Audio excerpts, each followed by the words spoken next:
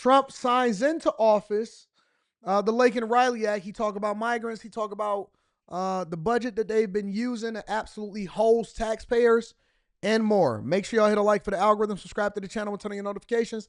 I'll continue to read super chats throughout the show. Let's rock. Taken in any way, shape, or form. We are merely looking at parts of the big bureaucracy where there has been tremendous waste and fraud and abuse. In that process, we identified and stopped $50 million being sent to Gaza to buy condoms for Hamas. 50 million. And you know what's happened to them? They've used them as a method of making bombs. Okay, so we got a couple things that we need to figure out, because first of all, we got to continue to hold this administration accountable. How do you? That ain't nothing but money laundering. Can't be nothing but money laundering at all. Can't be anything but money laundering. I'm not believing that they sending $50 million for condoms over to Gaza. That sounds like look, you know what that sounds like?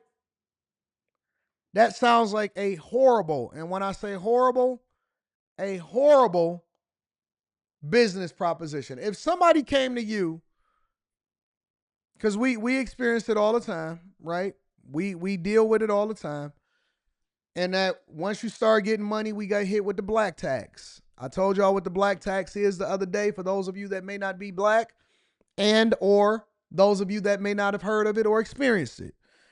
And the black tax is when people come to you and they say things and they try to propose to you a good business idea, or you got to basically take care of previous family members that was dusty. They didn't do what they were supposed to do. They was smoking weed their entire lives, and then now because you was the one that was successful, you got to start taking care of past family members and basically subsidize their living situation, and you feel entitled to because you start to feel guilty.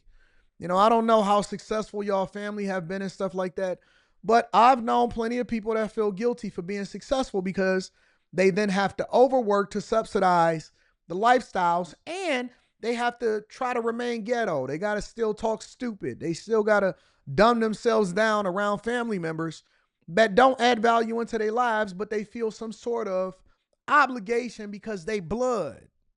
You don't have any obligation to these people at all.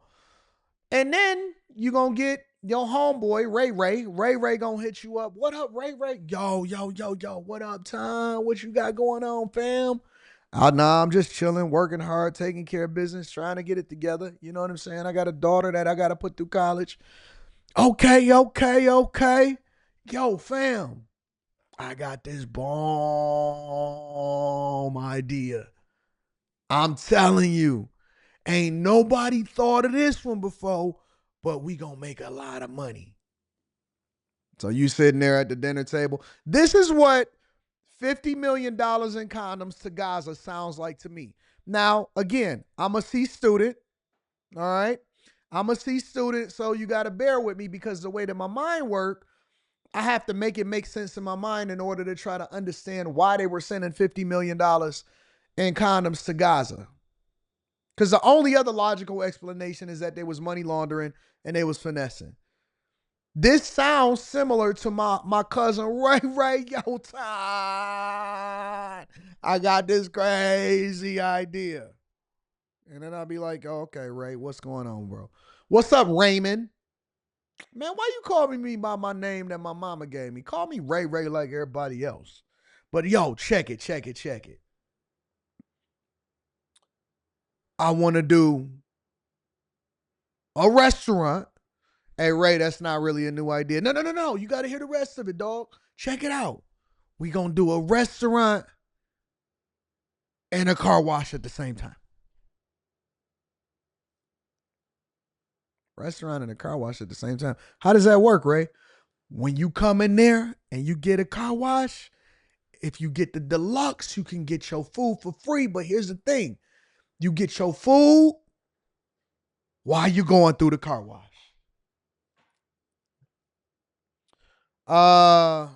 Ray, so you saying I'm gonna be getting my car washed I can get my tires armor raw. I just got to finish my food before we get through the end of the car wash. But yo, check it. It's going to be an extra long car wash, though.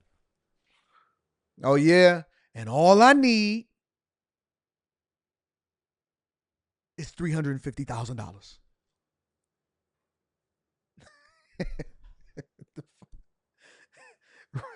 And so you just looking at them like, word?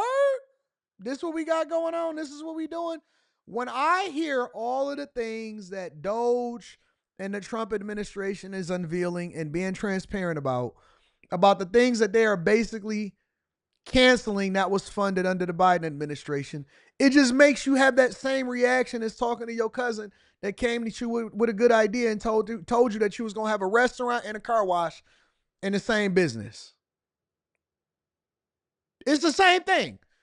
You just be looking at them like, so when this went up the chain of command, who signed off on this one? Who signed off when they got the memo on their desk and said, you know what? It's a good idea to send $50 million over for condoms in Gaza.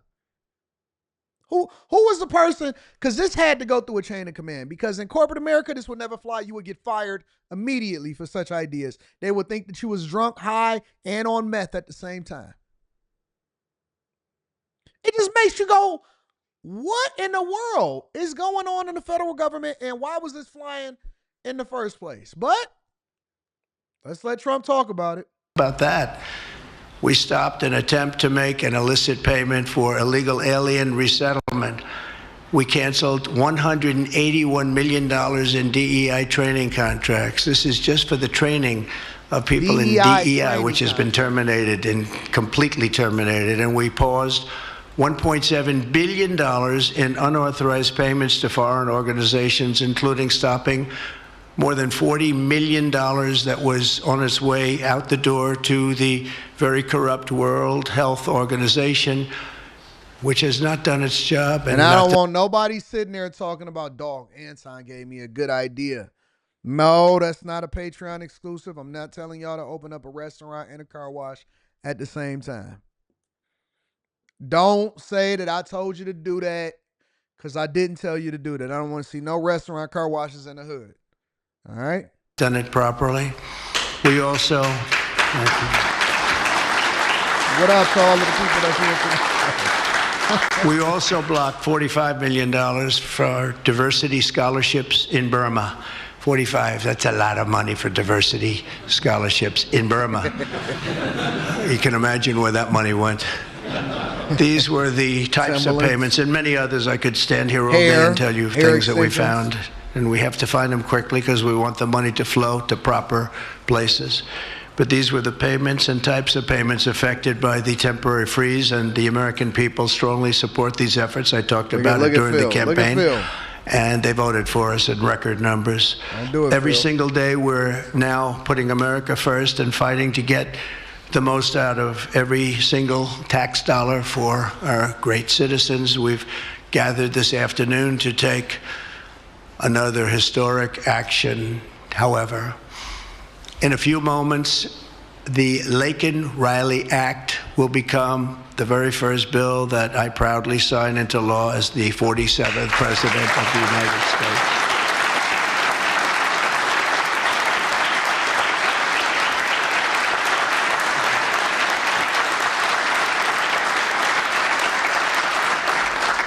Laken was a brilliant and beautiful 22-year-old nursing student from Georgia, the best in her class. She was always the best. They would say, Laken, how do you do this? And what do you do? They were always asking her questions. She was respected by everybody, even her teachers. They respected her so much. From the time she was in first grade, Laken knew she wanted to spend her time caring for others. That's what she did.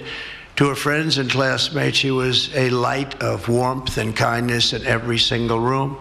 To her parents and family, she was everything in the world. They've had a miserable period of time. Just after 9 a.m. last February 22nd, Laken went out for a jog on the campus of the University of Georgia, but she was just never returned. She never came back, did she, huh? parents are here, sister, all of her relatives. While on her run, Laken was attacked, viciously assaulted, beaten, brutalized, and murdered by an illegal alien gang member who was set loose into our country by the last administration. We are deeply honored to be joined today by Laken's parents, Allison and John, and her sister, Lauren. Thank you very much. Thank you.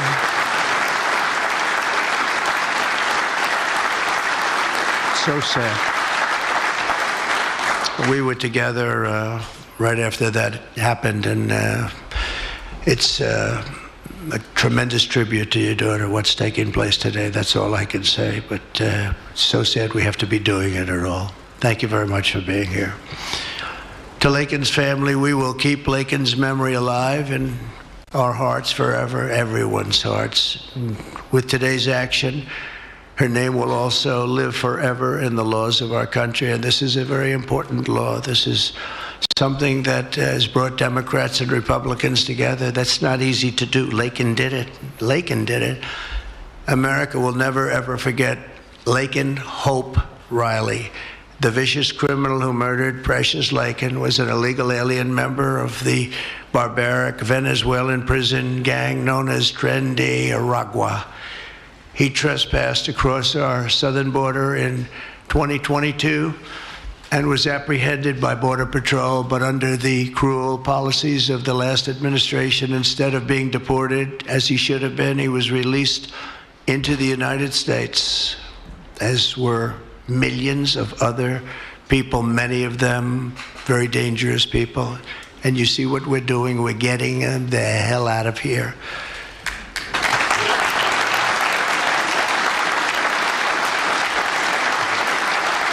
He was soon arrested again in New York City on charges of endangering a child, but because of New York City's deadly sanctuary policies, as we have in California and many other places, which we're going to end them, he was released again to reoffend. The Biden administration then provided this illegal alien criminal with a free, taxpayer-funded flight from New York to Georgia, where he was arrested yet again. This has to be like a bad movie that we are part of to know that it could have been avoided. That's the part. That's the part that bothers me. I would be up at night as a parent, not because I did anything wrong, but because the people that we call our leaders and that we put our faith in to keep us safe. And that's one of the reasons why we believe in America. We believe in the American dream. We believe and we pay our tax dollars. We don't like it, but we pay it anyway. And to know that it could have been avoided, but that it wasn't avoided because they were led over here. And then not only were they led over here, they were released several different times, caught, identified, broke crimes, broke laws, and did the worst things. And they were just released out to the wild, out to the public again and again and again and again and again. They could have been stopped 80,000 times. Y'all want to know why it's so important? Because I see a lot of you raging liberals and you left-leaning lunatics out here in these streets, and y'all sitting there and y'all whining on a regular basis and always saying, I can't believe it, but they're a good person. No, you're not. Because the minute that somebody shows you who they are by breaking the law and skirting responsibility for not being over here the right way, you have to believe them, because you can't let one innocent person die because you can't enforce the law, or people just refuse to do the right thing. There's people that are waiting to get into this country. They doing it the right way. They spending their money. They save their money. They absolutely are being responsible human beings and looking to become American citizens. You broke the law. You got arrested multiple different times, and we have raging left lunatics defending this behavior. But at what point will some of you then be responsible for your rhetoric or your voting patterns, or these leaders have to take accountability? Because Biden has never, not once, not one time ever said Laken Riley's name, but they couldn't wait to jump on the George Floyd train.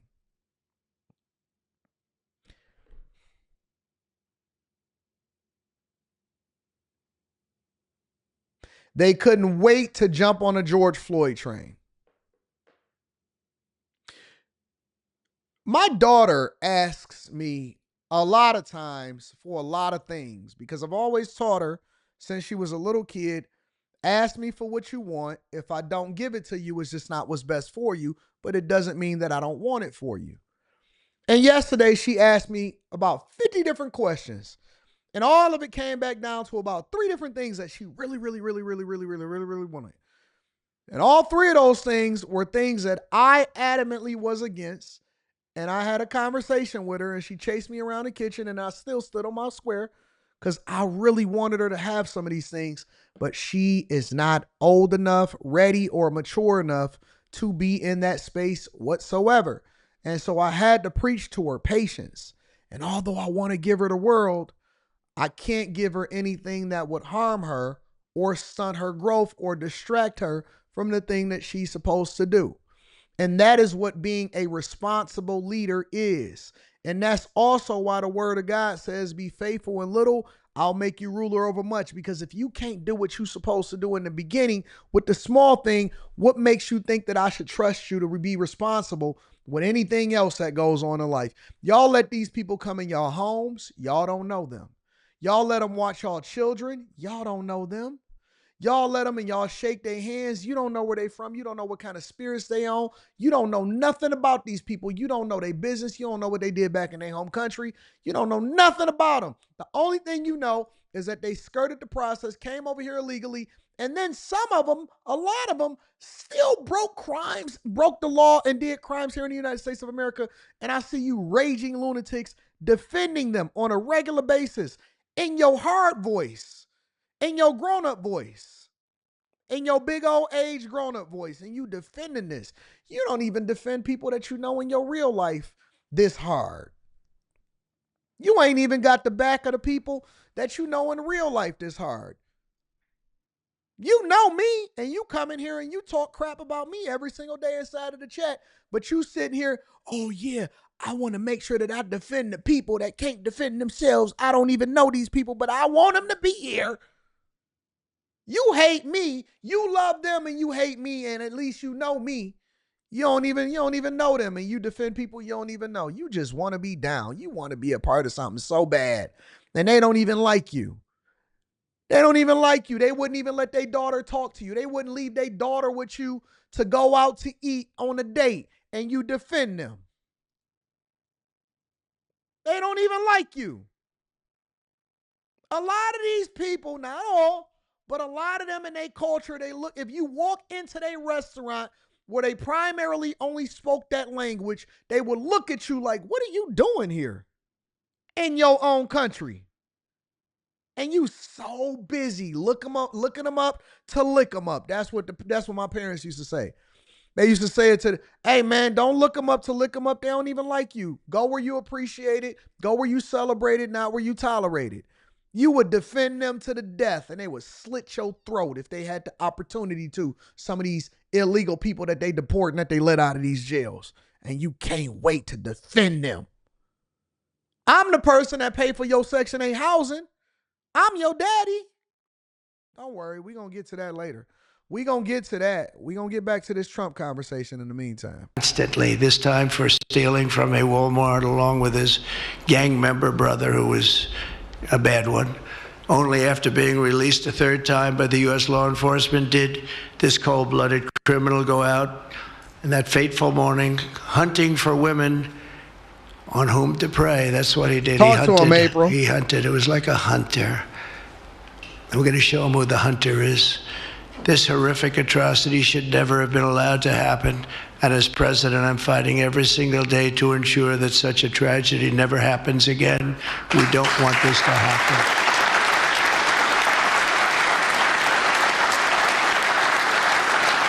And under the law, thank you. Under the law I'm signing today, the Department of Homeland Security will be required to detain all illegal aliens who have been arrested for theft, burglary, larceny, shoplifting, assaulting a police officer, murder, or any crime that results in death or serious injury. In addition, for the first time ever, this act gives state governments the ability to sue the federal government for immediate injunctive relief if any future administration ever again refuses to enforce the immigration laws of the United States, like happened for 4 long years.